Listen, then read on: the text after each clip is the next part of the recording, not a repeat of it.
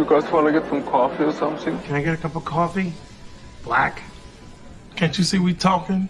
White? Even little kids in Mexico drink coffee. Well, I'm not a little kid in Mexico, okay?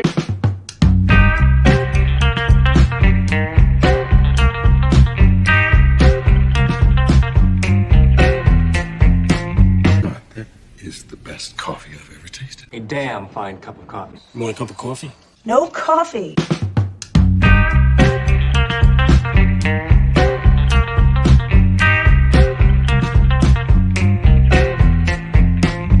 Coffee drinker, huh?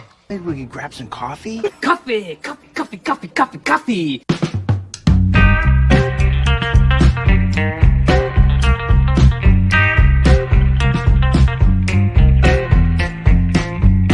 God damn, Jimmy. That's some serious gourmet shit. Me and Vincent would have been satisfied with some freeze-dried Taster's Choice, right? And he springs this serious gourmet shit on us. Good morning. I'm sorry. I love all of those clips. Can't you see we talking? White. That's from Zach and Mary Make a Porno, right? Yeah. Yep. Okay. Yeah. God, that's despite Elizabeth Perkins, being a tool in real life, I like that movie. I like her. She's the director of Cocaine Bear, right? It's about time she gets the fuck away from feminist stuff because she doesn't know shit about feminism. And it's odd. She's a woman. You would think she would understand feminism. But anyway. Oh, shit. We're doing a show. Good morning, guys. Yeah. Welcome to Pop Culture Minefield's morning coffee with. Good morning. I'm trying not to drink too much because. Krampus corrected you. Elizabeth Banks, not Perkins. Yeah. Perkins is. Oh, my God. Yeah. Elizabeth Perkins is adorable. Anima is here somewhere. I don't know. I don't know where she is. She's probably dealing with her cats. I'm here. No, I'm here. I'll go. You know how hard it is to herd cats, right? I mean, come on. That's why it's a phrase. You can't herd cats. It's Exactly. like there's no such thing. It's like I had two cats at one time. That's the most I would ever have is two. And I remember I would just do the arms out thing and go, whoa, whoa, whoa, hey, go, go, go, go, go, and I'd make noises. Oh yeah. No, that's why I have one cat and one dog, and that's all I can handle. Dogs are easy to herd. Dogs are so easy. My son, I'm sure you've all heard this. So my 16-year-old son last night, the cat was like trying to get our attention by like doing that thing where it rubs on your legs, Yeah, you're walking. The hey, feed me. And then and I was like, and I looked down at my cat. I'm like, Coco, you got food and water. What do you want? And then my son's like, he just wants love. And my son picks him up and does this thing. And I'm like, see, son, that's the difference between cats and dogs. And he's like, what? I was like, cats train people. People train dogs. That's right. Actually, cats are quite easy to get to where you want to go. All you need is a laser pointer. Yeah, that doesn't. All I had to do is to explain to them, the only way you get your food is through me. Fuck with me, and I'm going to forget to feed you for a day. Yeah, I can't do that. They realized that my cats were like the nicest. And I really I've told Anima, I had great relationships with all my cats. The last cat in particular, the one that got eaten by a fucking dog. I don't blame the dog. The dog was just doing what it does. Didn't mean I wasn't upset about it. That was my best friend. But that cat had to be in constant contact with me. Like if he was sitting next to me in the sofa, he'd have a paw outreach, touching my arm. If he was on the floor, he had an arm over my foot. He always had to be in physical contact with me. It was adorable. Yeah, when they put a paw on you, they're declaring dominance. That cat was not acting dominant with me because you don't understand. I'm a fucking caveman. There's none of that dominant shit with me. We had a pit bull. Okay. We had to get rid of it because the apartment complex threatened to evict us. Is this going gray? Am I going gray right there? Do you see that? Your face is going gray. And the apartments, people that lived in the apartments, even though the dog was very friendly, they were afraid of my dog. And so they reported us, and we were forced to get rid of our dog. But that dog tried to pull some alpha shit with me one day over a toy. Was that the one that's in the video with you? Yes. Okay. Oh, That's her. Oh. And Molly. And she asserted dominance.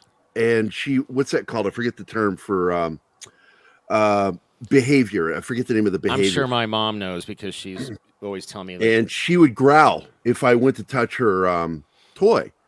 And I took her to the ground when she did it. I flipped her legs out from under her, grabbed her by her collar, and I flipped her onto her back, and I mounted her.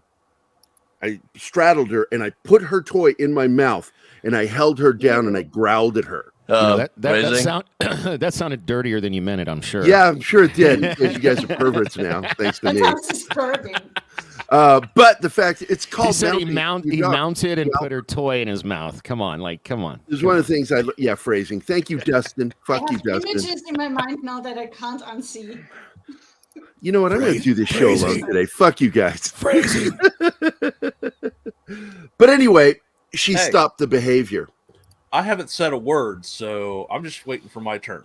Yeah, I know. We're going to get to it real quick here, buddy, because I know you've got a limited time. John has to go take his sister to the doctor. Is that it? Yep.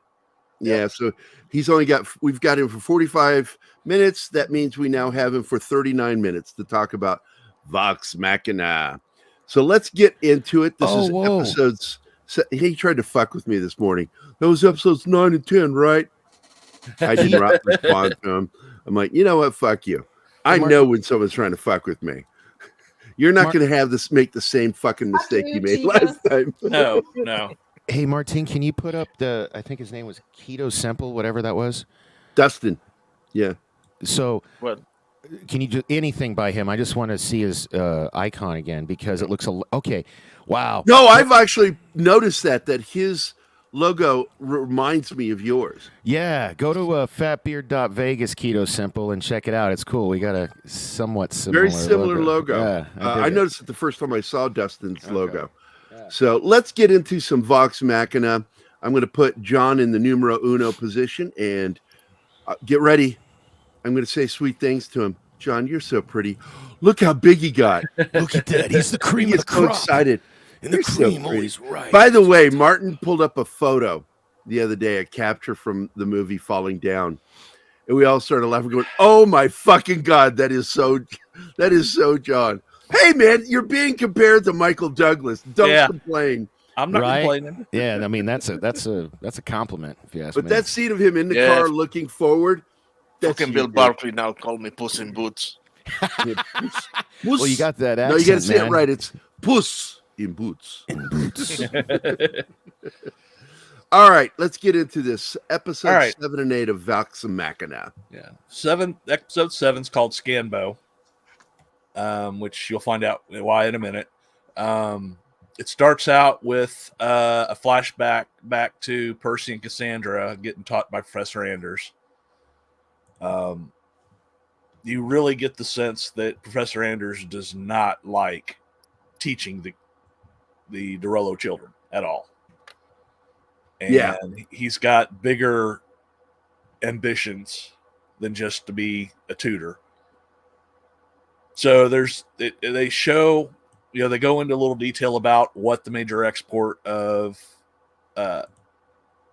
Whitestone is, and that it's that white stone that they're known for gets refined down to a substance called rucidium glass, which has magical properties. In fact, it's like an arcane amplifier. So there's an experiment where they hold it up to another gemstone, and if it touches it, it shatters it with its power.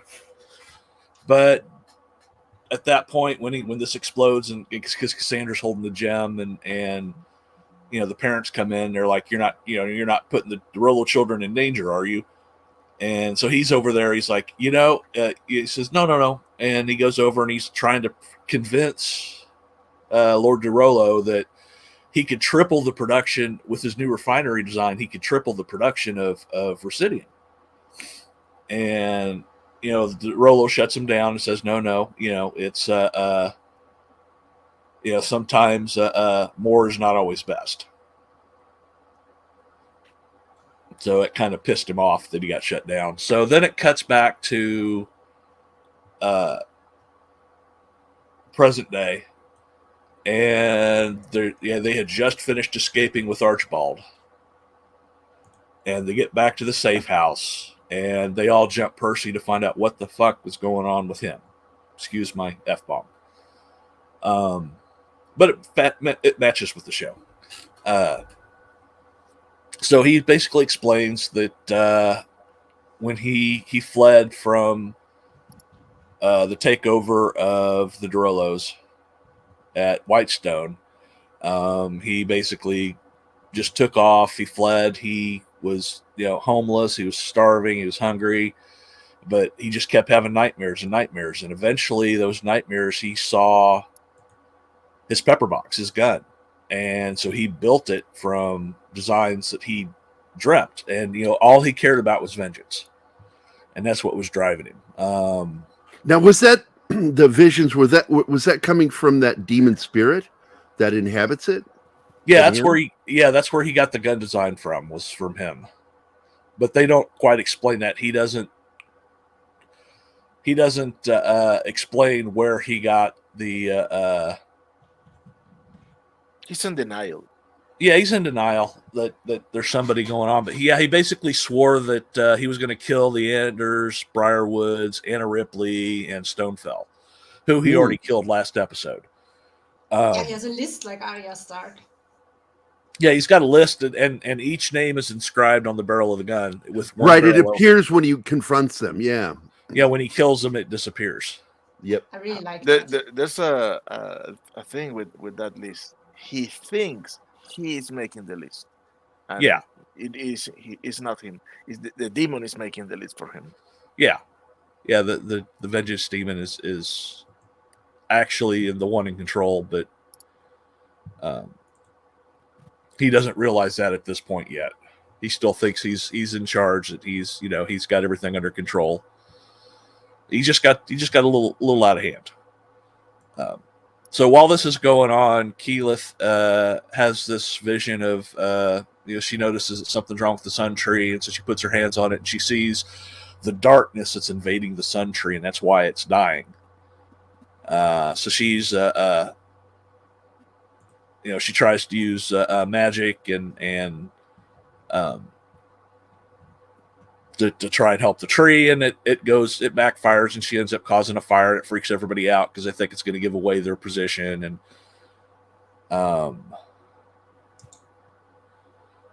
while once they got that taken care of, Archie's trying to convince Percy that, hey, we need you as help with the resistance.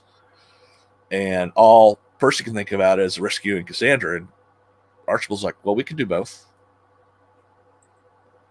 And you find out that the kestrel that's been feeding them information is Cassandra.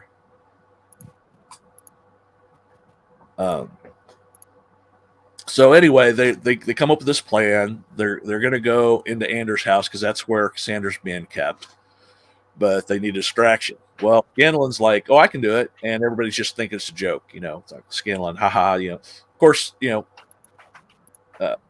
Grog's just laughing at it. It's like, oh, where'd you come up with these jokes so fast? Like it's a big joke. And he's like, no, I can do it. Seriously. And he takes off and he goes to do it. And he breaks into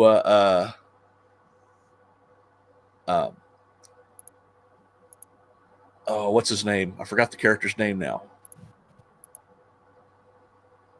Anima, you want to help him here, babe?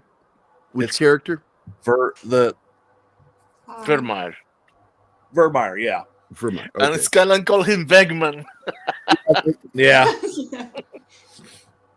But so he's he is over there, and he realizes that he says all his bravado disappears as soon as he gets over there, and he realizes that he's really stepped in it. But he uses some magic tricks to get the guards to go away, so he can climb into the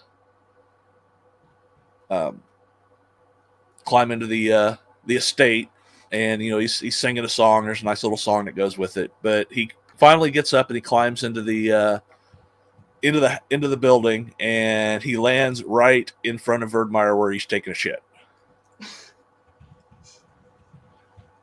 So he's basically, it all goes to hell. You know, he's running away from them, the guards. He busts in this one room, and the guards are playing D&D, which is kind of a funny little nod there. So he's running and he's got this bag of potions, but he doesn't know what they do.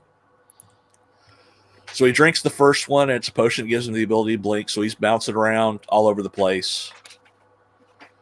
And that eventually wears off. And right as he's about to get attacked by Berlin, he's drinks another potion. It's a shrinking potion.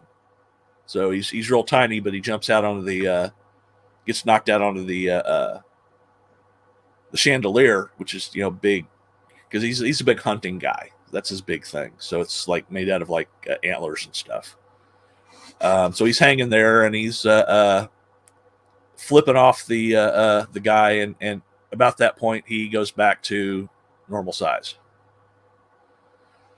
And so he falls, and they're all coming in, and he's got one last potion left, so he drinks it, and he starts feeling a little queasy. He doesn't know what's going on. You know, they've captured him. Turns out it's a potion of fire breathing, and he just starts belching and breathing fire all over the place. So he catches the whole building on fire. And then he takes off, and the guards all run out. He escapes up to the roof, and then we come back to Vox Machina. They notice that the fire's going. They can see that he did it, so they go rush in. They go in, and it's like, you know, Vax is like, well, let me check for traps. And Grog's is like, it's never a trap. And he goes and kicks in the door, and there's nothing but archers on the balcony. And he goes, it's a trap. And so there's a big fight, and Percy rushes off to find Anders while everybody else fights the guards. He finally catches up to him, and Percy's got him up again. You know, he's bursted into the room. Anders has Cassandra, you know, in the typical hostage position. He's got a knife at her throat, and you know, Percy's like, "Well, let her go." And he's basically tired of, you know, the Dorello children, and he slits her throat. And that's where they end the episode with a close up on Percy just freaking out because, you know, he just got to his sister, and now she's bleeding on the floor. So that's where that episode ends. So any comments or? Nope, man. Moving along nicely. It looks like she's dead at the end of the episode. Yeah, it looks like she's dead, and because she's bleeding out a lot. You can see her kind of reaching for Percy, and then that's when it cuts to Percy's face, and it looks really bad. But it's a cliffhanger, so the next one's called The Silver Tongue, which you'll find out later. Just like, you know, all these episodes have a name that they explain it to be. Like the Scanbo is basically Scanlan going Rambo. But so this one starts with Pike and trying to break out of this and get to the Everlight and get her powers back. And it's not working. So she has this vision, like these vines try and drag her down, and she wakes up and Cleric says, hey, we got to stop. We'll try it again in a few hours. You're too weak. And she's like, no, screw this. If you guys won't help me, I'll do it on my own. And so she jumps into the vision on her own. But we go back to Whitestone. Basically, Vax and Keyleth come in while Grog and Vax are dealing with the guards still. And Keyleth and Vax attempt to heal Cassandra. And of course, Keyleth is she's not sure she can do it. And Vax is like, you've got this, you can do this. So she casts this spell. She makes this mud poultice out of some stuff, some of her materials, and puts it on her throat. And you see a green glow. But Percy is going after Anders, and he busts into like this museum room,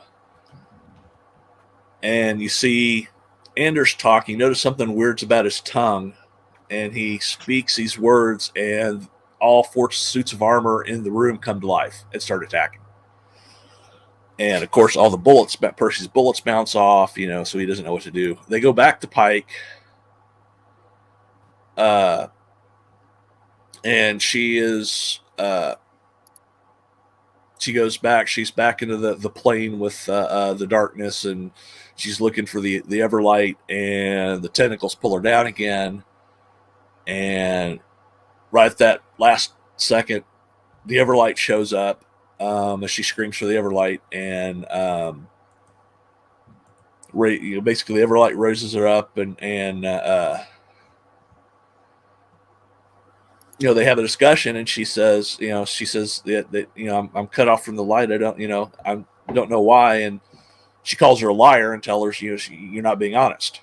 I can't help you until you're honest. And then they go back to,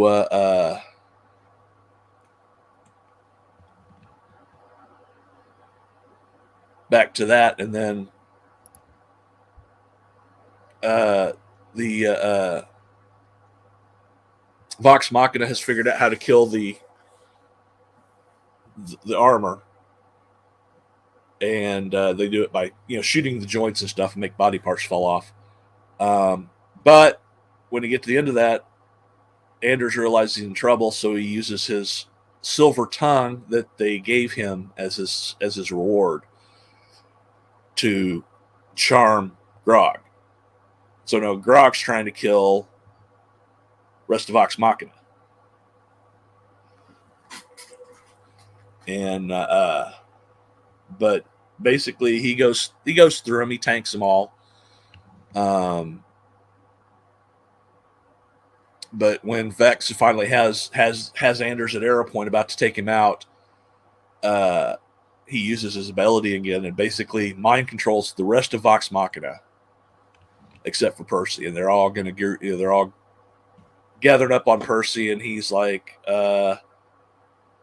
he apologizes to Anders and saying that his father underestimated him, never realized never realized how smart he was, and what a value he would be to the realm. And he's just talking to distract him from what he's doing. Yeah, and he said, Anders is like, flattery's not going to get you anywhere. And it's like, oh, you mistaken. I wasn't saying that to flatter you.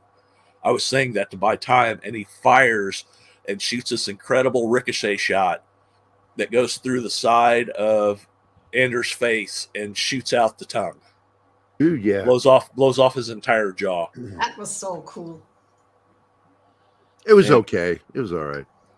No, I really loved the tongue having its own life and trying to escape. I know. Yeah, it's scuttling around. And while Vox Machina is trying to capture the tongue, Percy he puts his mask on, he walks up, shoves the gun up underneath the ruined jaw of Anders, and blows him away, and the name disappears off he shoots him out the window, and the name disappears off the barrel. Yeah, he goes really dark again, black eyes. And yeah, you see the smoke, and everybody notices the smoke this time. They see the whole transformation. So Grog stabs the tongue with an arrow. Yeah, they're chasing the tongue. Yeah, he gets it with an arrow, and so they come back, and Percy rushes into Cassandra. He just drops everything and rushes into Cassandra. She's alive. Yeah, he thinks she's dead at this point, and then she calls his name. Yeah, and so she's like, he's like, I didn't know you were alive. She's like, well, you left me, and so they address that right there. I mean, because she's kind of bitter about it, obviously. I thought you'd come back to check on me. Yeah, That's what she says. So they basically she's Briarwood's kept her alive to use as to use as a symbol that, hey, we control everything. But secretly she's Kestrel, and she's been feeding information to the Resistance.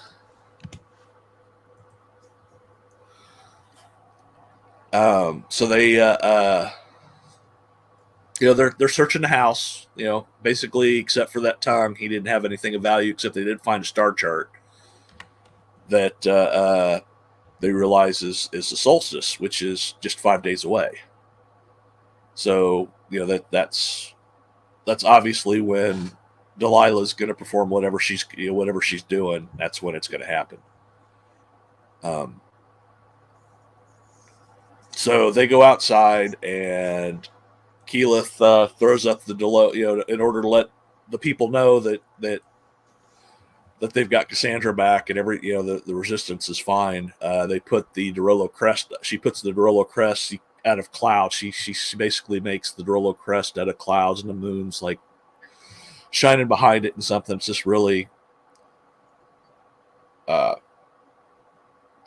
really amazing, sight.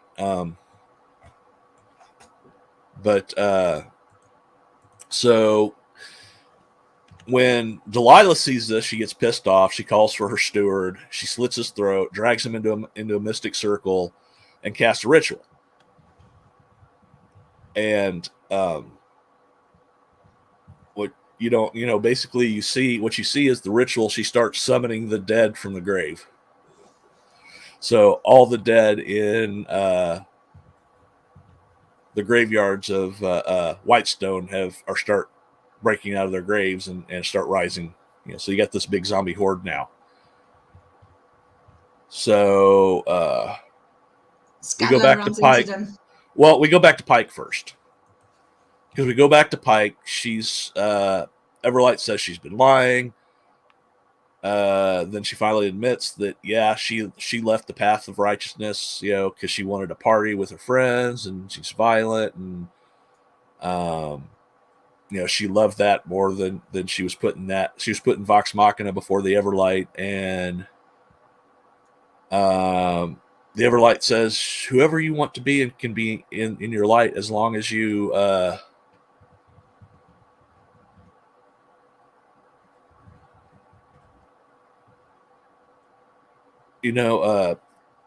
as long as you admit to who you are, in the light. And before she can answer, it cuts back to Scanlan, who's walking back. He sees what looks like a couple of people making out, and of course he wants in. Yeah, and he wants in. He's like, hey, I just got done fighting I completely forgot about completely forgot about the best part about that fight. Oh yeah. When he was out of potions. Out of potions, he pulls out a scroll that he'd never been able to read before, so he sang it, and he transforms into a Triceratops and goes rampaging through and taking out all the guards and stuff. It's hilarious.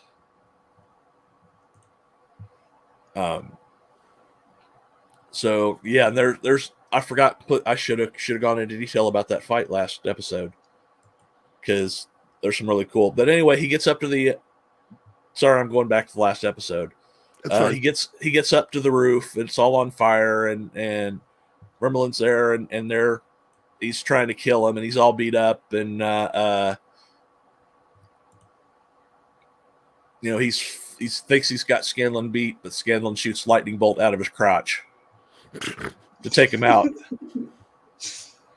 And he goes drifting off on his Scanlan's hand in the form of a middle finger. Flipping it off, yeah. And until he loses concentration and he falls, disappears. But anyway, go back to Scanlan. He's going back. He's trying to get with these guys. And he's like, hey, I've got enough down my pants, to work. Well, I forgot what the line was, but he's bragging about the size of his junk, and he's and about then he gets up there and turns around, and it's a zombie that's been eating somebody. And he looks down the road, and there's this horde of zombie coming. So he takes off running. He gets back to Vox Machina. He's like, he can't breathe. And he goes, the whore. And Vex is like, we don't want to hear about your whores, and we don't hear about your stuff. And it's like, no, a horde of zombies. And he points, and they're starting to become the undead all close around them, and that's where we end the episode. And we build up to what the final 2 episodes, which we'll do. Final 4. Final 4. We got 4 more, yeah. Wow. Yeah, there's 12 episodes total. It seems like I went through this show in one night, and it just it didn't feel like it was that many shows. Well, the episodes are only 30 minutes each. Well, 22, but they're only 22 each. Yeah. If you jump through the intro and don't stay for the credits at the end, it's like 20 minutes. Yeah, 20 to 20 minutes is your average time for commercial TV. So even though that they're made for paid service like Amazon, the fact is they plan ahead that at one point or another they're going to probably license it out for reruns. Not without a lot of editing. Editing. Well, it depends. If it's like a cable network with commercials, if they post it at a late hours, they could probably get away with a lot of the language in there. But yeah, some of the genital stuff they're going to have the block. Yeah. So, but yeah, that's really good. Thanks, John. I appreciate you hanging out with us to do that. You can now break free and go take your sister to the doctor. All right. Well, I'll see everybody. Sorry, I appreciate you, man. Thanks a lot for dropping in and doing this. No problem. Have a good day, everybody. Bye, you John. too, buddy. Bye. All right. That was nice that he was able to do that for us, do the breakdowns. We are now, I thought we would go to the whole 45-minute mark, man. You really summed that up quickly. Yeah. I felt like I watched this show. I haven't. So you should. It's good. Let's do this real quick before we move into the promo. Before we do the promo, okay. So I hardly got any sleep last night because a certain friend of ours had me stressed out in private chat over news and rumors coming out of Hollywood right now regarding DC. But I'm grateful for our good friend, my good friend, Tom Connors, because he's got me to relax a little bit.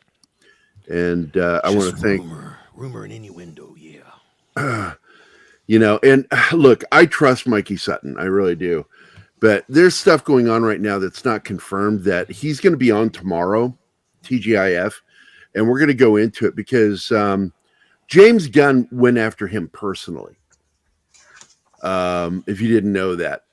Went after who? Which one? Mikey Sutton. Oh, wow. He went after Mikey Sutton personally. And so he's going to take the gloves off tomorrow during TGIF. And I told him, I said, you have the first half hour of the show. It's all yours. Who would go after Mikey? Like, what kind of... He's such a nice guy, but James Gunn's kind of a cocksucker. Well, and I got to remind people, that as nice a guy or funny as a guy you think he is very petty. I guess so. I got to introduce you guys. I know I've talked about him before. I'm a guest on the Popcast with the Popcast brothers, Brian and Shane, right. And they're actually James Gunn follows them. They follow James Gunn. They have I won't go as far to say as they're friends, but they've definitely had a lot of back and forth online, and James Gunn's even quote retweeted some of their stuff, so they love him. So I'm surprised to hear that this guy would go after Mikey. He does that. Yeah. But what Mikey said went against what he's doing, because when The Rock and everybody was working on the release of Black Adam, he was in meetings pitching, and his pitches are not pro the cast of Zack Snyder. No. He's got a grudge. He's got a grudge. He can act like he doesn't all he wants to. He's got a grudge because what happened to his movie, his Suicide Squad. And I've got a beef with him that even though I like what he did with Guardians of the Galaxy, my beef with him is that he's irreverent like Taika Waititi. And I don't trust him with DC. And when these rumors came out last night, I was so stressed out because I have been preaching. I don't trust him with DC. I don't care about what his and his partner thinks. And this goes against what came out last night. The rumors that came out last night go against what DeLuca's been trying to do. Well, and DeLuca's been trying to let Snyder finish his movie. He went his 2 more movies of Justice League, and then move on with the cast and make their films. I don't know. I'm so stressed over it that I don't even want to talk about it much. But go ahead, buddy. Promote your show for Sunday. Thank you, Max. Before I do that, I wanted to read a quote that pertains to what you're talking about. This is from a Polygon article that came out early this morning. It says, and I quote, that the James Gunn and producer Peter Safran, recently appointed as co-chairs and co-CEOs of the new DC Studios division, are putting the finishing touches on their plan to revitalize and reorganize DC's presence in movies and TV. According to The Hollywood Reporter, the pair are due to present their vision to their boss, Warner Brothers Discovery CEO David Zaslav, next week. They apparently told Jenkins personally that her film did not fit their new plans. The Wonder Woman 3. The article goes on to say that none of the Zack Snyder cast fits their vision of the future. So that's, I don't know. We'll see. I can't wait to hear what Mikey says tomorrow. But now I can do my promo? Yeah, man. Oh, yeah. Dig it. This Sunday, 2 p.m. Eastern, right? Because we changed the time. 2 p.m. Eastern? 2 p.m. Eastern. 11 a.m. Pacific. Yeah. Join us. The Macho Man. No, I'm kidding. Dork Side of the Ring, episode 2. I got a lot of feedback from the first episode, so hopefully I'll do a little bit better. It's my first time ever hosting. I appreciate everybody that joined and watched. I was tickled pink. I was on Anima and I were on Salty Nerds live stream yesterday, and I'm sorry, I forgot to promote your show. It's all when good. I did the second promo. I'm still not used to having a Sunday show on. It's all good. So it's sorry. all good. I guess you did it anyway. Yeah, I did. And anyway. KGR is very excited about it being wrestling, and that it's on Sundays, which gives us 7 days of shows. Yeah. For their radio network, and at 9 shows. They just love it. And starting in January, we will be all shows will be moved to their StreamYard account, KGRA's. They'll still show up here on Pop Culture Minefield, so you'll be able to watch it here for free. And if you download the app through KGRA, you can watch the shows that way too. Well, I'm really excited. I'm glad we have these 3. I got 3 more weeks of practice, 3 more shows of practice. I did want to mention that. So last week, our first episode was all about like getting to know the hosts. So me and Joe and Johnny. So there was a lot of not really a form. Like I got a lot of notes. So we're gonna have a better format. But this coming Sunday, we will have a 4-person panel. The plan is to have a guest every week. This coming Sunday, Burke Lant of Nerd Farm fame, who's been a really close friend of mine for, over 10 years. He used to do a lot of comic book reviews for Cosmic Comics. He is a firefighter, so he's a real-life hero. Super cool dude. He's going to be our guest panelist this Sunday. The Sunday after that, Roland Wellington, who is the general manager of Cosmic Comics, will be our guest. And I'm still working on lining up guests for oncoming weeks, but we're hoping to have, rotate that out with either guest panelists or somebody to interview. So if any of you guys didn't see the first show, Johnny Rock is a former wrestler and former booker and former producer. And he, we've got some really exciting things in the works as far as like wrestling personalities as guests and things like that. So check us out this Sunday. Oh yeah, 2 p.m. Eastern. And I'll go ahead and I'm going to play the intro again because it's a fun intro. It's so good. Although every single person I know that's watched it, when you say this one thing, they're like, their head goes that their eyes go, what? I think I know what part, but You here's know the thing. what it is. Well, I used to say, ladies and gentlemen, boys and girls, children of all ages. But then I think it was Martine. Martine, correct me if I'm wrong. I think it was Martine that was like, well, no, it's not for children of all ages. Somebody was like, it's not for children of all ages. So then I changed it. Was it you, Martine, that said that? Yeah. Okay. Yeah. So yeah. Yeah, if you've got F-bombs in there, not for children. Here we go. Here's the intro I made for his show. Ladies and gentlemen, boys and girls, guys, gals, and non-binary pals, Pop Culture Minefield proudly brings to you its PCM Dork Side of the Ring! The Dork Knight, Danny Ballard. The Atmosphere, Joe Rivers. And the Broad Street Bully, Johnny Rock. And if you're not down with that, we got 2 words for ya. Suck it! There you go.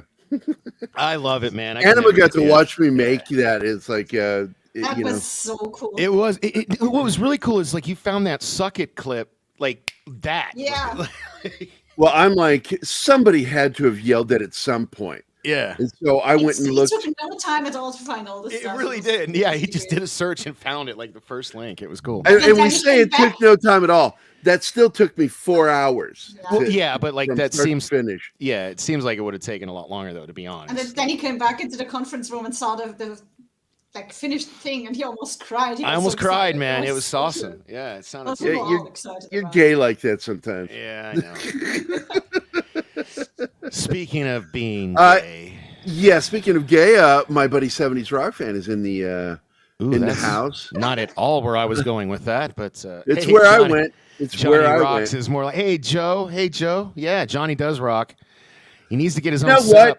what? Johnny Rock could be a porn star if he changed one letter. Yeah, Johnny Cock. But no, the sound was terrible, so I'm not doing the same setup. I mean, he still has to join me in person this week, and supposedly it'll be the last week he's got to join me in person. But we sounded like shit, like compared to Joe. So I'm gonna have this set up, and he's just gonna have to use his fucking phone or something. I don't know. So it's like, because I apologize to everybody who watched that first episode, because we sounded terrible, like quality wise, you know. Yeah, it's cool. Don't worry about it, buddy. This is all leading up to something better. So I want to welcome everybody. I haven't had a chance to yet because I was really cognizant of John's time. Mm-hmm. I want to welcome to the show, of course, Krampus Jeebus, who, of course, with the name Krampus, I just want to recommend him some of the, cramping formula ibuprofen.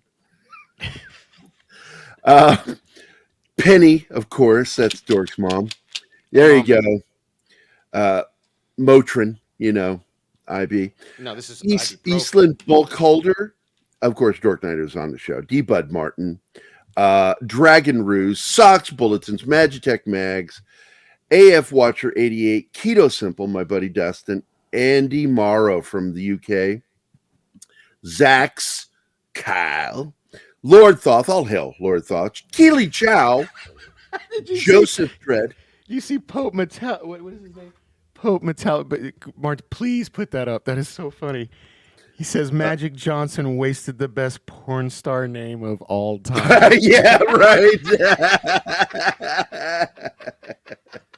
Sorry, I didn't welcome to my buddy Brian, that 70s rock fan. Oh, Scott hopped on. There you go. That's my buddy Scott. The Peter Vinkman fan site, and of course, Pup Metallicus. Good morning to you all. Gap After Dark. Let's see. Do you have any highlighted comments for me? Nope. Martin? No? Oh, Pope Metallicus is 70s rock fan's son. That's awesome. You got a cool kid. I love that comment. That was great. Magic Johnson. I'm stealing that. That's a good joke. Yeah, that is. Going to my stand-up bit. I don't do pills since they stopped making Quaaludes. Another Quaalude, she love me in the morning. I've done. I never did got to do speed Quaaludes. one time when I was in high school, and I had to cram for exams. And my buddy told me, he says it was a what do they call it? A Black Beauty, I think was what it was. And it came. What it was, it came in a capsule, and he told me to pull it apart and snort it. And I did. It kept me up all night, and I got my exams. I passed my exams, but I'm like, I don't ever want to do cocaine. It's like. So as a former that was heart attack, crazy. or not former, but as a heart attack survivor, right? Yeah, I mean, sorry, Mom, but it is what it is. I used to do cocaine. Never again, because I've had a heart attack. I just can't imagine it for any reason. Yeah. And you know what? Coke it's fucked up. It's not even like speed. Everybody's like, oh, yeah, I know. Like, you don't take Coke to stay awake. You know what I used Coke for? I mean, sorry. Again, Mom, just close your ears. When I would get too shit-faced back when I was drinking, I would do Coke to get sober. Because it was like a reset button. That's the only purpose or use for Coke. But now that I don't drink and I've had a heart attack, there's no need for it. But I'm also libertarian, and I think all drugs should be legal. So there's that. So. Well, I just think that it's really weird to. For me, it's the natural ones that not the chemically. Cocaine is from a plant. Cocaine is from a plant. Yeah. I don't agree with using it. But weed to me is like you can overdose on anything you can overdose with. I'm okay with regulation. Weed, you can't overdose with it. It's impossible. You know how many people on planet Earth have died from weed overdoses? Anybody? None. Anybody? None. What'd you say? Yeah, zero. None. Zero. You cannot overdose with it. What I found out with my roommate Tom Rowe back in college when I was at Eastern Illinois University was you can smoke so much that you're not high anymore. You smoke yourself straight, and I'm like, did it wear off? And he goes, no, we smoked too much. Now you're just kind of like, you've left it. You just kind of like exited into the highway. You're back to normal. So I don't know about that. Crazy. Like for me, if I smoke, this one's for you. I just pass out. Son, what were you on when you shouted, "I'm Superman"? Oh, that was LSD. That was LSD. Yeah. Another one that I've never taken intentionally. A friend of mine in high school. It's funny. My mom flipped it to me in my lunch, and I started tripping balls going down the hallway. Got in trouble for it. Got sent to the hospital. Giving active addicts. Sorry, Joe. I know you work with. I'm sorry, but have fun at work. Help those addicts get off the. Anyway, now I feel like an asshole. Thanks. No, I've never done that, Pope, and I've never blacked out, but I've drank to the point where I couldn't stay awake anymore, and I couldn't walk. So, first of all, Pope is totally wrong, because I guess I'm not a recovered. I'm still in the process of being a recovering alcoholic. Dude, no, I've drank myself. I've never drank myself sober. That's for damn sure. I've drank myself into a lot of problems. I remember words like blotto, and and I've often questioned when my dad would say some of the things that he did that were not nice as a dad was he would have blackouts. They were almost like fugue states. And I used to have my doubts about it because I can drink until I can't walk. I remember one wonderful night, because I'm a very competitive drinker. When I drink, I don't drink anymore like that. I have a beer on date night with Anima, and that's about it. One beer. Don't drink beer. And if you're gonna drink it's Guinness, for Christ's sake. Don't even fucking say a negative word about Guinness. Don't you dare, Danny. Don't even try. I'm bourbon. So I got so fucking drunk one night, and what we're doing shotguns with beer cans. Poke it with soda, with a pin, put it up to your mouth, the hole, and then pop it, and you chug it. And I'm pretty sure we all know what shotguns are, but go ahead. Sorry. Some people don't fucking know. I didn't know.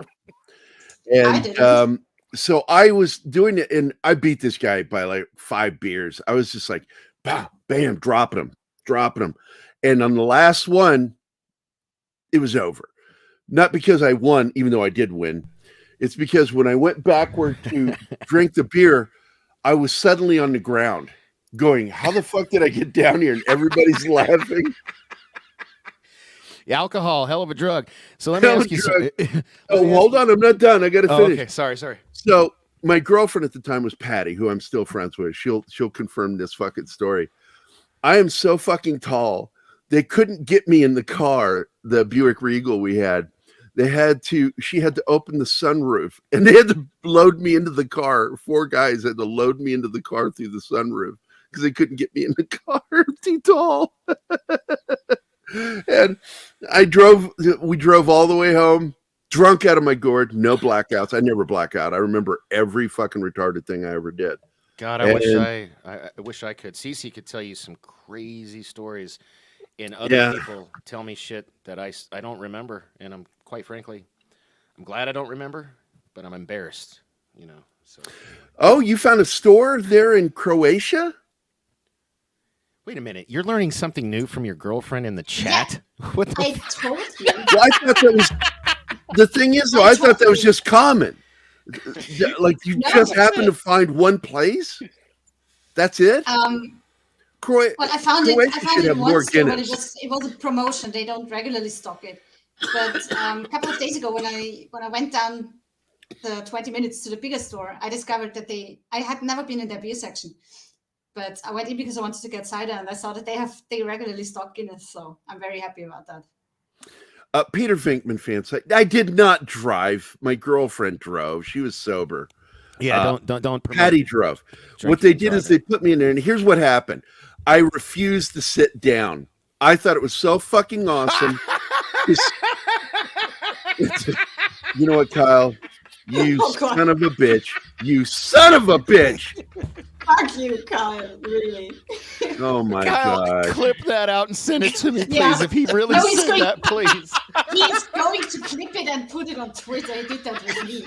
I said it took 4 guys to load me into the car. That was my exact phrasing, you son of a bitch. Man, your brain took some huge leaps on that one, buddy. But you got it.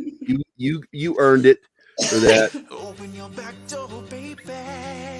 Loosen your hinges, I'll show you my key. Right, that's enough. Fucking Kyle. So anyway, yeah, I was so happy because I told you before, I'm a happy drunk. When I get drunk, I don't get angry or get into fights.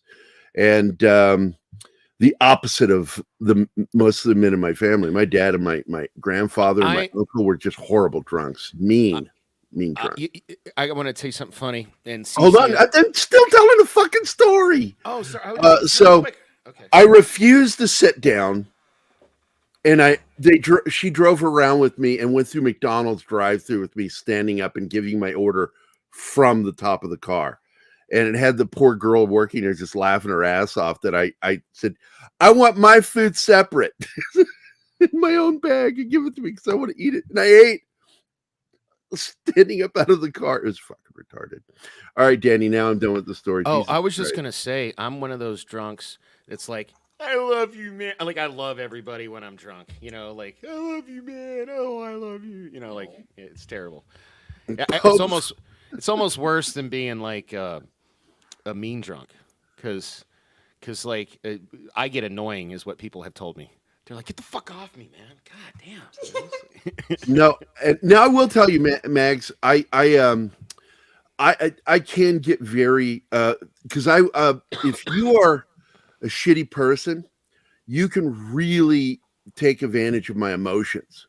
And we had a friend here in Springfield, big person in the convention circuit that I met. I'm not going to say his name. He's a photographer here in Springfield. And he got me hammered on single barrel Jack Daniels. And I mean, I got hammered on that shit. I was fucked up.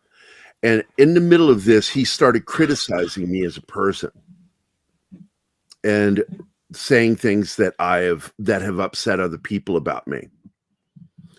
And it really broke me.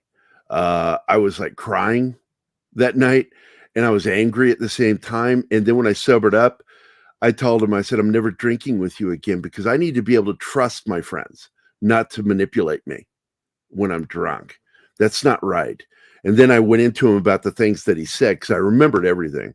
I said, the things that you said to me last night were half-truths or not true at all. And people can have their beefs about me.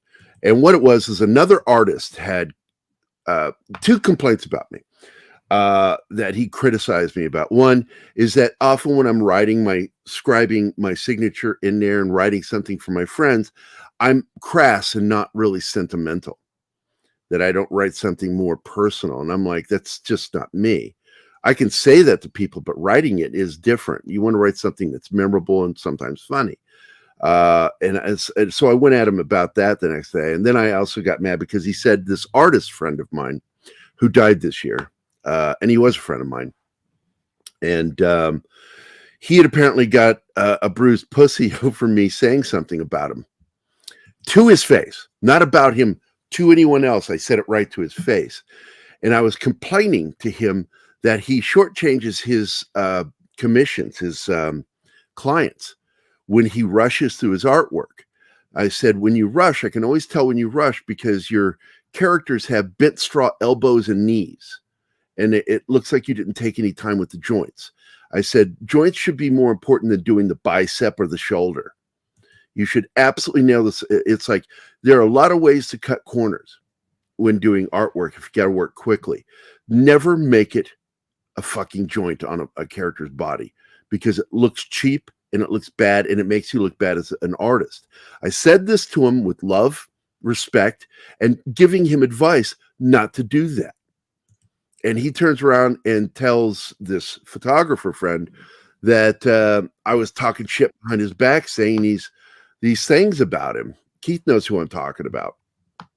And it fucking hurt my feelings. And I confronted him. I said, I've never said anything behind your back, ever. And anything that I've said when you weren't around, I've said to your face. Okay, you're talking about Rob Liefeld, aren't you? No, I'm not. I was talking about a friend of ours that died this year. And it broke my heart that he died.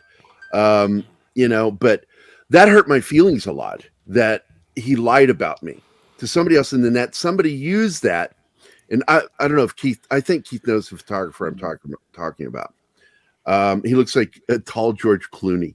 And I told him, I said, I'll never drink with you again because I got to be able to trust my friends I drink with not to fuck with me. Yeah, that sucks, man. I was listening to you. I've always been really fortunate. I started drinking. I think why you don't. I had this thought. I was listening to your story while I was getting another ginger ale. I think it's because, like, you were in the military. You probably drank like obscene amounts at a pretty young age in the military, right? I have a tattoo from that. Yeah. So I didn't. Because you can talk me into anything. It's why I don't drink with my gay friends. You better not. Oh, you got a tramp stamp. I'm not fucking kidding. I've had a lot of gay friends. No, I have this. This was on a drunk night in the Army. Oh, okay. So I woke up with my sheet stuck to my arm from the blood because it was done in-house with a cassette and a guitar string and India ink. So no, man, you got to trust the people you drink with. Yeah. Oh, yeah. But no, what I was getting at was because you were saying you don't black out, you remember stuff, and you probably surprise people by remembering stuff. Because the story with your friend about I need to be able to trust my friends because you're like I remember everything you did. And you manipulate me, whereas I started drinking compared to you late in life. You know what I mean? I started at 13. Then very late. Get a stout. I didn't really start because I was always a pothead. I didn't start drinking until I moved to Vegas, and it took me about a year of living in Vegas. Hey, Keith.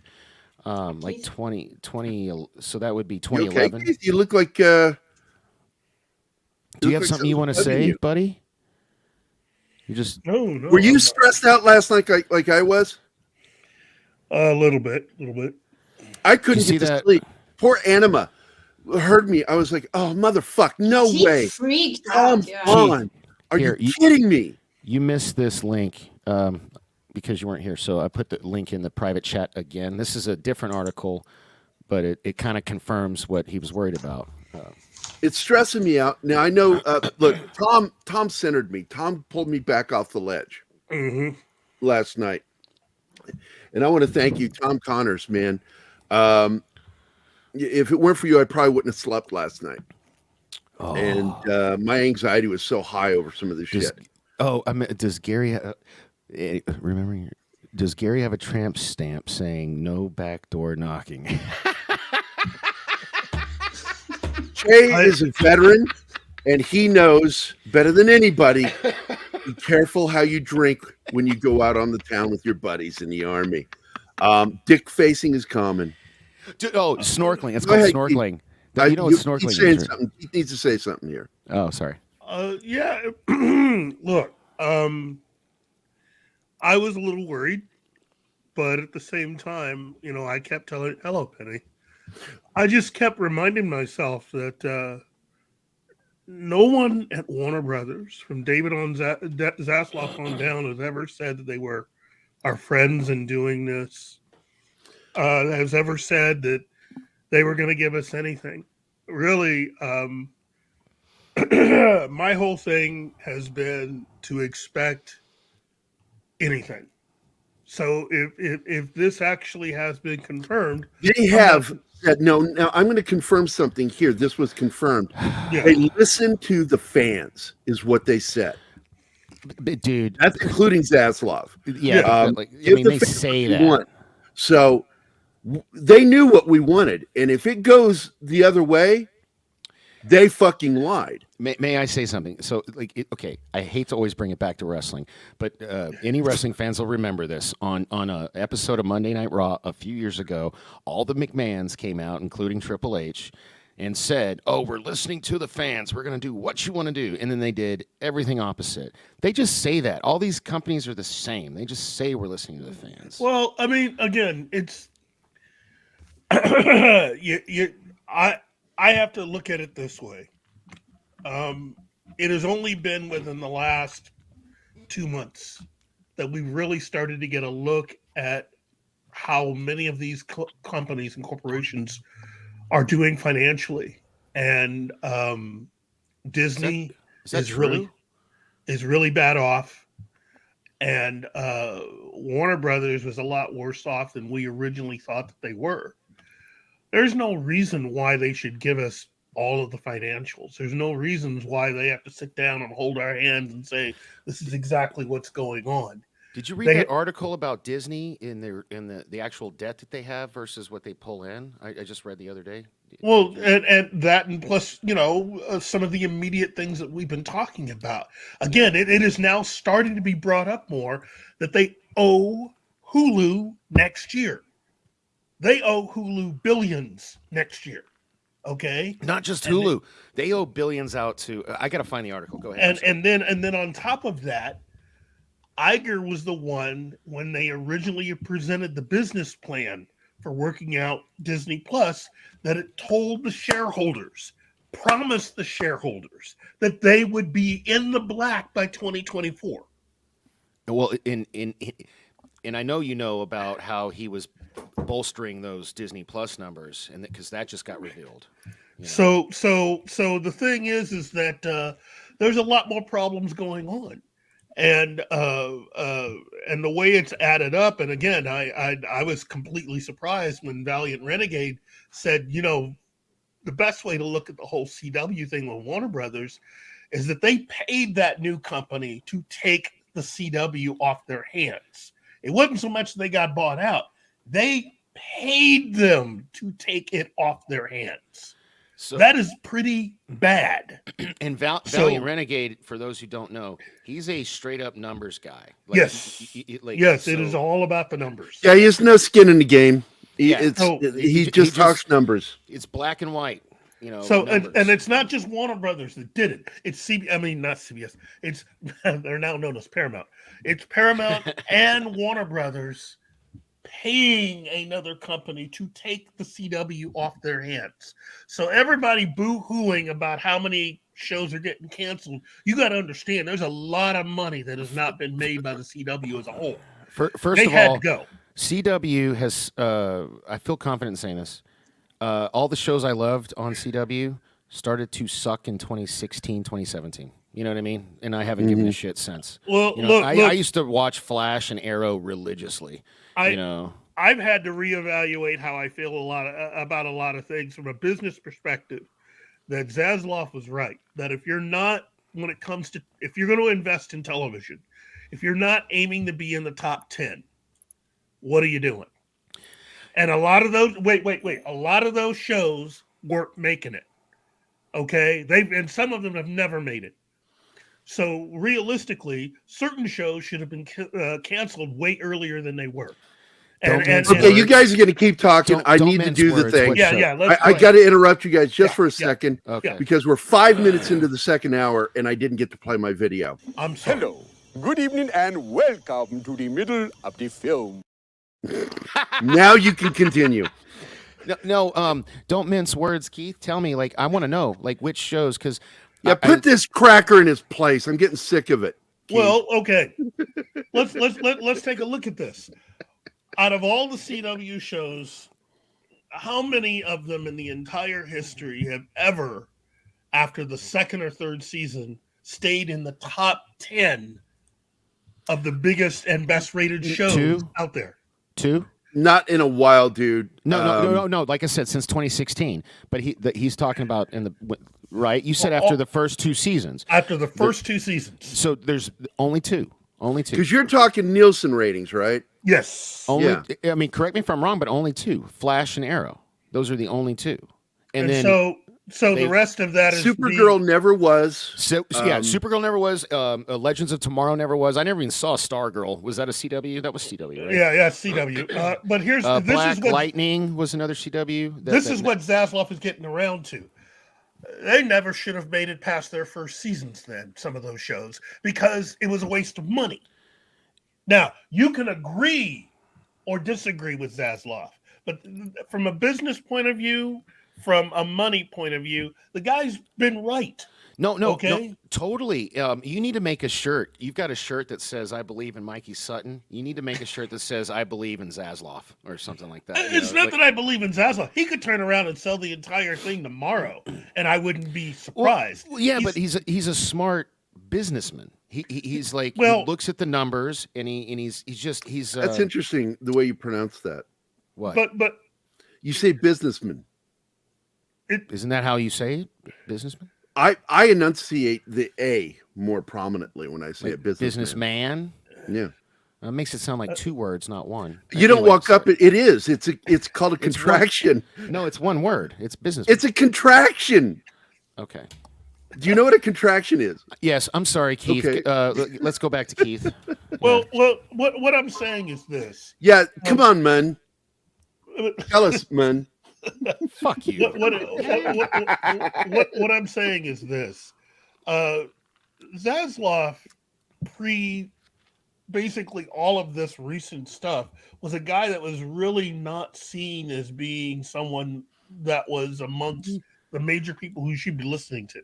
I never heard of this dude before. Like, that's right. He got laughed at, even though he's been, off and on in television for years. But it is only since the deal that allowed him to take control, and I do mean control, of Warner Brothers. Unlike, say, Bob Iger, because Iger technically still has to listen to the board. Basically, everyone else. Any publicly traded company not only has to listen to the board, but the shareholders, because that's where their bread is buttered. That's right. Yeah. But what Zaslav did is he basically appointed everyone when he took over. So he really is running Warner Brothers Discovery. He is like an old-fashioned CEO, president of the company. He's running it, and it's a top-down operation starting with him. So that's the reason why he can do all of this. And ultimately, I've just learned that he's going to do whatever he wants to do, whatever needs to be done, based on I know we're talking about Zaslav, but on the side, I've been searching for that article. I couldn't find it, but I just found something that's blowing my mind that I want to share with you and get your take on, Keith. So, in math terms, Disney has averaged a loss of $333 million per quarter on streaming in fiscal 2022. That's fucking staggering. Oh my God. That's crazy. Yes. 1.2 billions a year. Wow. Yeah. And now you understand why you've had Valiant Renegade and WDW Pro and others looking and taking apart a lot of the business deals that Disney's been a part of. There is a lot of money going through Disney. Do you think there's any truth to like they're trying to sell it, like the rumors about Apple buying it, or like you know what? At this point, I'll tell you something that they had said. I wouldn't buy a company that's billions of dollars in debt. You still got to worry about the federal government. If Apple tried to take Disney, I don't think that deal would be approved. But why? But pieces of Disney could be sold to Apple. And in fact, a lot of their money problems could be solved by just selling one or two pieces to Apple. Apple probably just wants their streaming service, because here's the thing. Apple TV, which hardly anybody has, especially Android, like people like me who use Androids, has a lot of good shows like they are. And I would never know about them unless my friends, the Salty Nerds, did reviews. So I've actually gone out of my way to watch some of the shows that they recommend that you can only see on Apple TV. And they're good. Well, but nobody gets it. Nobody like they're like the lowest out of all the streaming services. They're like the bottom. They're. I will say this, and I'll end this on this point here as far as Disney and Apple.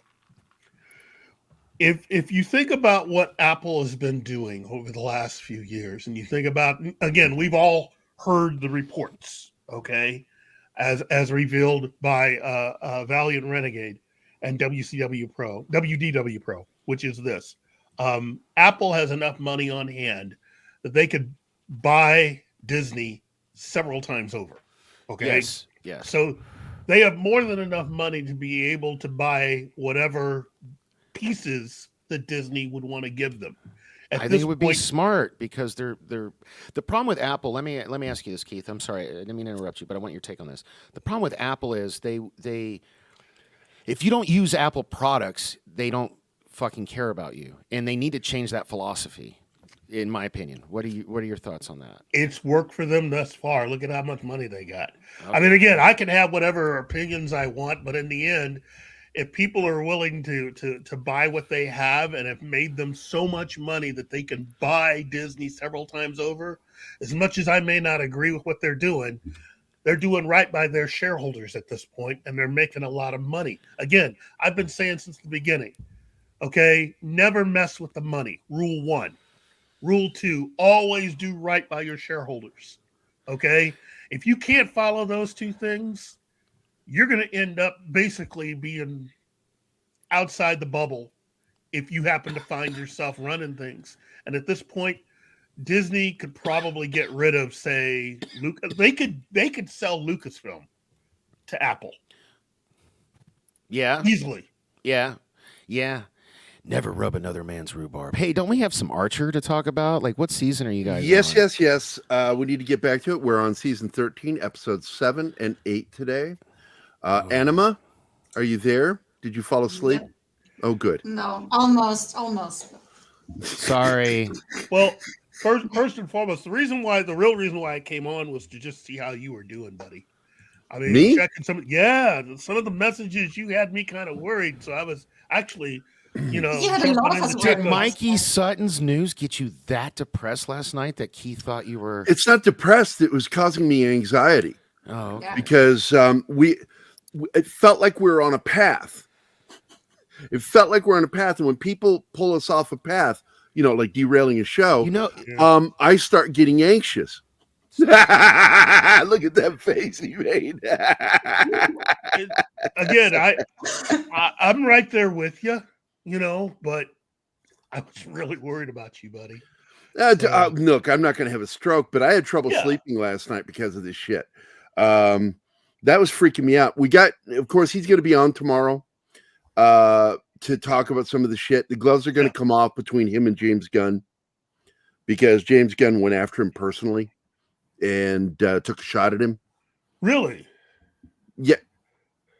I know you're in the chat. I must have missed that part of the conversation. Wow. James Gunn targeted him in one of his posts on Twitter, and it irritated Mikey. But Mikey was trying to be, just play it off, just ignore it. But, in my defense, with your little derailing comment, I'm going to derail you again to get you back on the rails. Yeah, couldn't imagine that. I read your little private thing, and I did the perfect segue to get you back on track. Yeah, I know. And you derailed it. I'm not derailing. Keith was worried. Okay, all right. And him and his shitty green screen that I gave him. Sorry. Yeah, bro, we can see what is going on? Yeah, the man behind the curtain. That's it. Say goodbye. Say goodbye to Hollywood. I was having my own problems this morning, but sorry. No, like I said, I was just worried about you. I thought I'd come on, say how you were doing. I appreciate it, man. And I've missed everyone. What are you doing tomorrow? I made the thumbnail and I've already forgotten.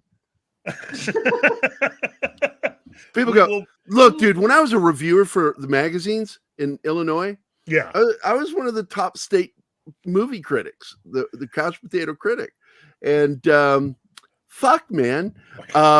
I go to the bank to deposit my check from the magazine. And the girls go, oh, what was your review this week? And I would look like this. I go, I don't remember. I don't remember what I wrote a review about. I couldn't remember. I restore information a certain way in my brain. Yeah. Can I ask you a question? Just don't get stored. Have you, this has happened to me. I used to write reviews for Cosmic Comics for years, and I only did it because it got me into screenings, like early screenings of like all the big comic book movies.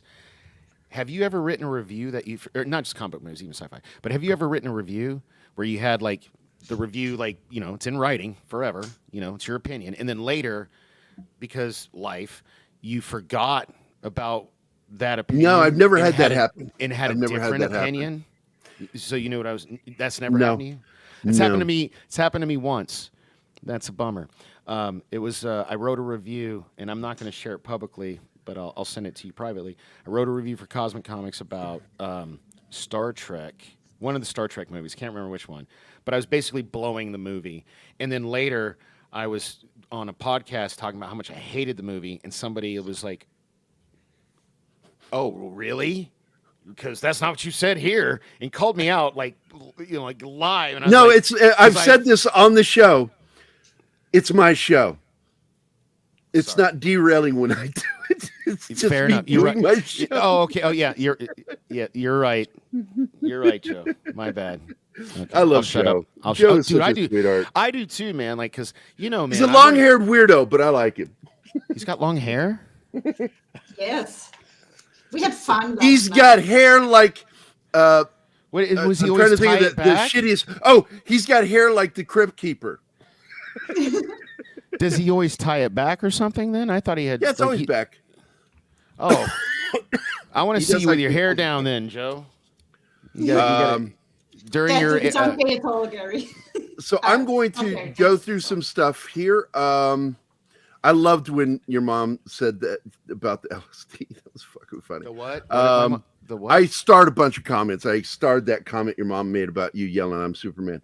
Last show I liked on CW. This is Joseph Dredd. I liked on CW was Arrow before it sucked. And look, everything began to suck in 2016. It did. No, they changed management and the way that they did the shows. That was when we saw the change to fake drama on The Flash. So everybody remembers Berlanti's name. Berlanti had a partner, and sadly, I forget his name, but he got Me Too'd. And as soon as he was gone, shit went Keith downhill. knows who that is. Who was Berlanti's partner when the Arrowverse first started? He's the one who told me who his partner was. Yeah, that was because he got Me Too'd in erased from Hollywood, so much so like. I hope this isn't Mandela effect, but I don't even remember his name. But he whoa, he got Me Too'd. Yeah, no, Berlanti's partner did. Yeah. But the person I'm thinking of is still working there, so it couldn't have been him. No. Who else are you talking about? The guy who created Arrow with Greg Berlanti. It was always Berlanti, and you know how like it was always like Bruckheimer and Simpson or whatever back in the day. It was Berlanti and this, and I can't fucking remember. It didn't. Well, it couldn't have Mark been Guggenheim. Mark Guggenheim is the one that got Me Too'd? Because No, Mark that doesn't Guggenheim sound right. Guggenheim doesn't sound right. Guggenheim. Well, that's who his partner was on. Let's see, because he's the co-creator of Arrow. He was the guy that helped to write the screenplay. He helped Berlanti write the screenplay for Green Lantern, and the two of them destroyed that movie. I mean, Yeah, they should have been taken out and treated like harp seals for that. They really should have been. Dude, this is gonna bug me. Somebody in the chat has to know what I'm talking about. It was a big deal because he got Me Too'd and like they just Moving on to the next comment. Sorry. All the studios are losing money and scrambling to turn it around. What did they expect when they shut the world down? No, exactly. They created this fucking hell for themselves. No, hold on. I don't think that's fair. I think politicians did. A great example is the Las Vegas Okay, Strip. no. Yeah, I'm going to stop you right now. I'm not going to let you derail that comment because this comment is a solid statement. Hollywood was absolutely 100% behind these. 100%. The shutdowns. Oh, okay. They were? They were 100% behind the then shutdown. why do we have stories? They slit their own throats. Why do we have stories that people are getting pissed? I don't know if you read this. Wednesday Addams or in the show Wednesday. No, I'm not telling you that some of the people that are the workers weren't complaining or upset about it. I'm talking about the executives at the head of things. They're the ones who agreed to this shit and they went out there and promoted this stuff. Celebrities, every fucking day, were supporting mandates. Every day, doing stupid songs. We're in this together. Fuck you. We're not in this together. We're in two different worlds. Hey, man, I'm sorry. Calm down. I'm feeling attacked. I apologize. I'm not attacking you. I'm attacking them. And so anyway, Cavatino Calvermanche says, last shows I liked on CW were Jane the Virgin. And actually, that was a good show. I didn't watch Charmed. I never heard Cannot Go Wrong with Me with gorgeous Latino women. Strangely enough, Jane the Virgin had good writers. And I agree. What is Jane the Virgin? I've never heard of this. It was a TV show on the CW. Can you look give it me up? Look it up. All right. Go look it up. I'm moving on. I remember when CW wasn't a completely annoying teen. That's it. 2016 is when they started going for the faux drama, which is your common teen crap, making drama about, I can't believe you didn't tell me about this before. And he goes, well, I just found out about it. Well, then I can't believe you didn't tell me first. I'm like, really? Really? This is how you're going to break this down? That's not how human beings work. I think to speak to. I'm really trying to get through these, buddy. Oh, I'm sorry. really Okay. trying to get through. Well, these. I mean, I figured you're going to bring them up. I'm pulling them up. I'm commenting and moving on. Okay. You're lucky Dragon Ruse to simulate select shows that start possibly okay and turn to suck. The broadcast 7 days a week cartoons not included. I'm not going to argue with that. And then for the last time, Danny, how can? Oh yeah, we already know that. Thank you, Joe. Gary, I'm not going to rant because I need to move into the Archer segment. We're down to the last half hour here, but I just wanted to say that when it comes to the vaccine mandates, Hollywood pretty much supported it all the way. What the hell? When did the vaccine even come up? This is the first I'm hearing of this. What? The vaccine mandates everything. Look, it's all included. Jesus Christ, I'm not parsing. It's all involved in it. You know, we're in this together. It's Hollywood stance, and they forgot, oh crap, we're not making money. Nobody's working. And it just, reality shows took off, man. Yeah, see, Mags gets what I was saying. Like, you thought I was disagreeing with you. I wasn't disagreeing with you. I was just saying politicians and Hollywood. But when I started saying politicians, you cut me off. But thank you, Mags. Yes. Wait a minute. Stupid Vatsy. I haven't heard that song. Idiocy. Dude, Yeah. my dad. I don't want to derail the show. But I've got a funny story, Shinansky, about my dad and his job. Absolutely, Dread. You know, Colbert is a collusionist. And dude, he's the worst. He is the worst. His ratings are in the tank. Late night TV ratings are at the lowest they've ever been. And there are more people watching TV now than ever. Are there really? Because I haven't had a cable or satellite in 15 years, and I just assumed most people were like that. The Tonight Show doesn't manage to even match Johnny Carson. Craig Ferguson had better views than Colbert or that dipshit limey prick that took over for Ferguson. I'm not trying to whatever. All I'm saying is you got to look at back then. There was one option. Now there are cable, satellite, a multitude of streaming services. When it comes to late night, there's only a handful of late night shows. It's a handful.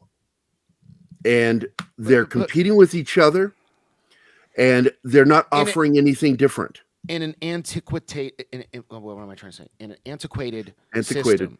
Thank you. In an antiquated system, most people, I don't like when you say late night. That doesn't register with me because I don't watch. I don't have a schedule. I don't have to adhere. The only schedule I have is Monday Night Raw comes on Monday at 5. Dynamite comes on Wednesday at 5. And SmackDown comes on Friday at 5, and Rampage is immediately after that. Those are the only 4 things I give a shit about watching in real time. Everything else you stream it. It's like,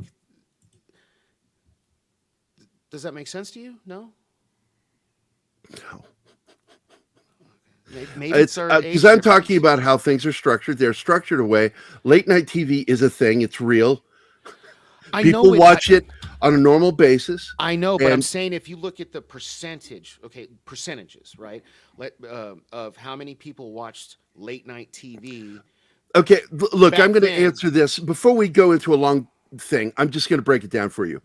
The minute that the classic hosts of late night TV changed guard, ratings took a dump and they've not come back up.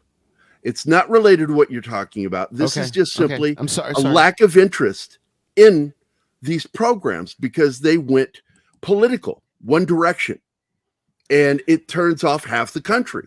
So they stopped tuning in. Half the country stopped watching late night TV. And it's okay if you take pot shots. I mean, Johnny Carson notoriously shit on fucking Ronald Reagan. Oh, yeah. And it was funny. But he did it in a playful, cheeky way. These guys have chosen a political side, and they've dug a foxhole instead of done a stand-up. It was also a different world. But just so you know, like it doesn't change. It's the same fucking world. Fair enough. But because of the way I and people like me take in my media, the only late night stuff I see is like I might see a clip on YouTube that, like, for whatever reason is trending, and I'll check it out. And I'm like, oh, that's funny, but I don't know their political. I mean, I just assume they're all. I just make these comments so we can move on. And really, you're dragging this out, dude. Sorry. It's like I made my point. My point is solid. There's no working around it. Keith knows I'm right. Pretty much the entire audience knows I'm right. I know you're trying to parse. And it's like I'm this part of this one small demographic. No, that's fine. It doesn't change what I'm saying. No, you're right. Go on. I'm sorry. Okay, so Anima, are you still there, or did I lose you? To my own surprise, I am.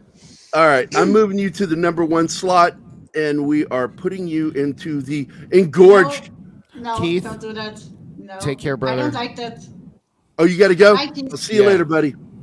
Bye, I everybody. don't like that, Gerry, so don't do it, please. Bye, Keith. Don't do what? Make me big. She doesn't like to be big. Oh, you don't like that? Well, I want people to pay attention to you. We will. All right, so go. Well, not go. Danny. Let's get into it. Episode 7 of season 13 of Archer, which was, what was its name? Distraction. I keep forgetting the title. Yeah, but that title fits.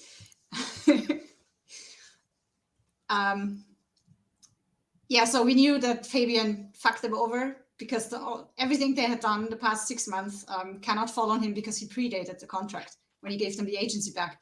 So they're hiding now in a really crappy apartment, watching the news, and the FBI is on them, which makes Lana really nervous because she has this custody hearing for AJ. So they make a plan. They plan a series of distractions so Lana can get to that hearing. And after that is out of the way, they need ways to get to Long Island, where Cheryl's private jet is. And then they fly south to, what's the name of the country? I keep forgetting it. Montana, because they know he's there, because he's blackmailing the president.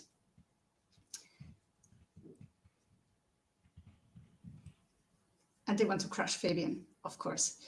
And everybody wants to crush Fabian. Yeah, everybody. He's an asshole. They've been wanting it for the whole season because they knew he was fucking them over. They just didn't know how bad it was going to be.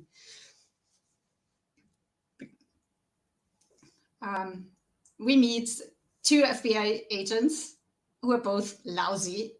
It appears that the female one tries to train the male one, but they just both are really bad. So they get hit by the first distraction, which is Pam on a bike, looking pretty hot. And it takes them a while, but eventually they realize that's one of the people they're supposed to catch. So they go after her.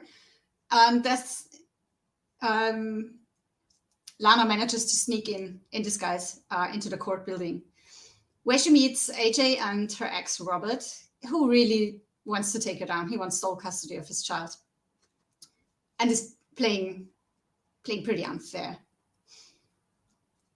The agents are in pursuit of Pam. Cheryl, of course, has been playing with fireworks and explosives, and Pam leads them right into that and manages to shake them. Archer, of course, goes against his own rules because no one goes solo. This needs to go to plan. Of course, he does go solo, and he goes to a brothel where he meets Janet. He owns that brothel, and he knows that Janet keeps info on everybody who goes in there, and he knows that Robert has been in there, and of course she has info against him, and he gets that. The next distraction of the agents is Cyril on skates, and surprisingly he's good at it because he's been practicing at home, pissing off his downstairs neighbor. Archer gets into the courtyard building and gives Lana the info, but she doesn't want to use it. She has a little fight with herself, I think, but in the end, she decides to not use it. And they let AJ decide. And of course, she decides for Mom. And Archer has a teary moment, because she has his taste for chocolate. She is his child, after all. And she catches Robert sending a message from his phone, tipping off the FBI where to find the agency. So now they really have to run from them. They make it to the car. Krieger, of course, has an ass up his sleeve, drives the car over the edge of the street onto the water, where it transforms to a boat. But the boat is really, really slow, like 6 miles an hour. A yacht drives by. It's Janet's yacht, and they steal it from her. Archer doesn't even try to argue. He just has them at gunpoint, and he leaves them a little, what they are called? Rescue ring, but basically kicks them off their own boat. And they go for Long Island. The agents come after them. They have jet skis because, of course, it's the FBI. But Pam's got a little care package from Alessia and starts firing. Archer and Lana go on water skis. It's a little James Bondy again there, that chase. Eventually, they shake them off, reach Long Island, steal a golf cart from a guy who's hanging out there, and get to the plane, where they meet Agent Slater. And no one is happy about that. He tells them that Fabian is really in Montana, and that Ray eventually apparently flipped sides because he's working for him now. That's how the episode ends. Do you have anything to say? It's Archer. No, I'm really annoyed right now because I wanted to talk about these shows, and the chat's derailing into I did not want to talk about any of this stuff today. I wanted to just talk about Archer and Vox Machina. Just ignore the chat. So, no, I'm not going to ignore the chat. I love the chat. It's just, I'm just fucking annoyed that we got derailed like this. Yeah. And I didn't want to talk about it. I kept saying, let's move on. Yeah.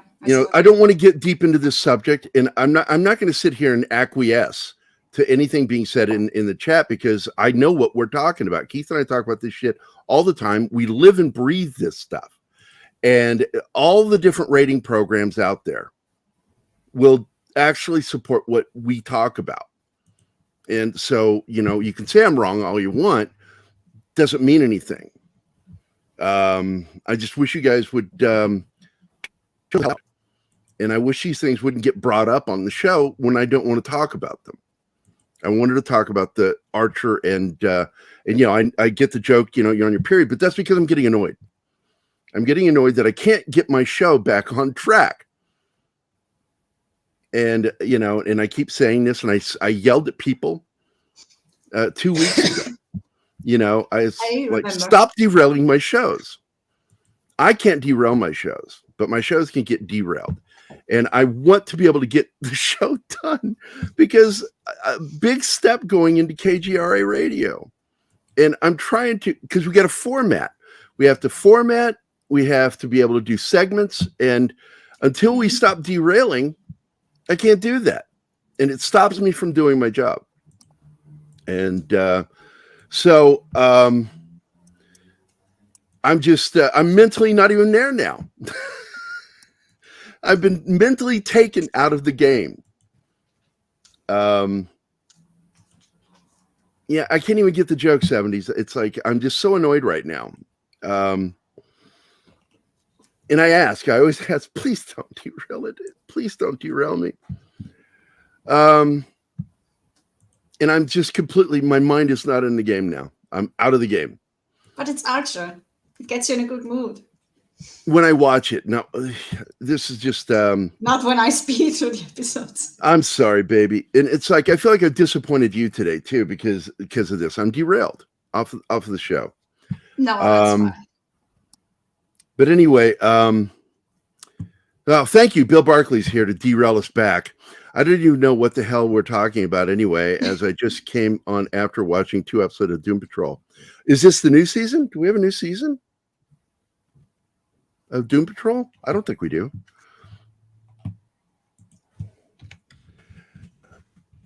Doom Patrol.